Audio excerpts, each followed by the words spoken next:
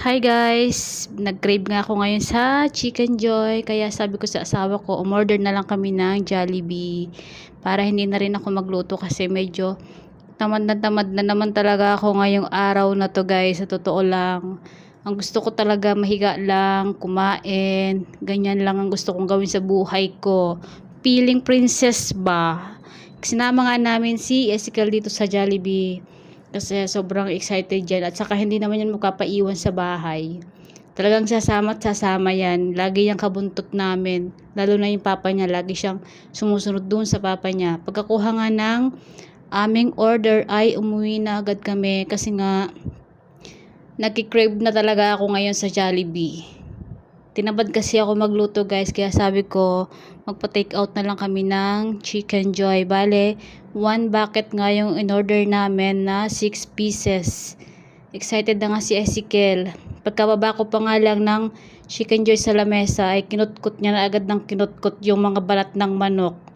Alam niyo guys, paborito niya yung balat ng manok kasi nga naman napakasarap and crispy. Ayan guys, kain po tayo.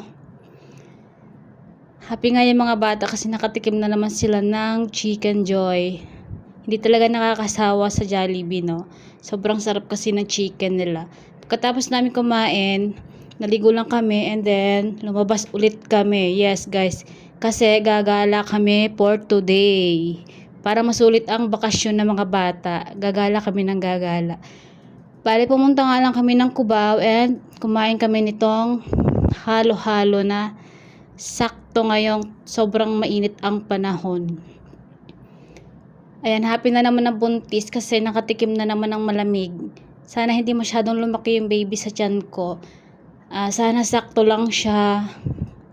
Mga ano lang sana yung katulad lang ni Ezekiel dati. Para hindi ako mahirapan mga anak. Kasi guys, sa totoo lang ngayon talaga, sobrang nahilig ko talaga sa mga malalamig na tubig, yan, halo-halo, sobrang hilig ko talaga ngayon na dati hindi ko naman talaga hilig. Ewan ko kung bakit ngayong pagbubuntis ko, sobrang hilig ko sa mga malalamig. Kakaiba yung pagbubuntis ko ngayon, hindi katulad kay Ezekiel na pag tumikim ako ng malamig na tubig, sinisipon agad ako. Pero ngayon, wala lang sa akin. Kahit uminom ng malamig na tubig ay okay lang sa katawan ko, hindi ako sinisipon. Bali nagtambay nga lang kami dito sa Robinson ng 2 hours. Kasi pinaglaro ko muna si Ezekiel doon sa sinasabi niya na slide. Paborito niya yung slide na yan. Nai-enjoy kasi siya. Marami siyang nakakalaro ng mga iba't ibang bata. Tingnan nyo naman kung gaano sila ka-enjoy. Sobrang lamig pa ng aircon dito guys. Hindi ka talaga maiinip, hindi ka maiinitan. Kaya yan, sobrang enjoy sila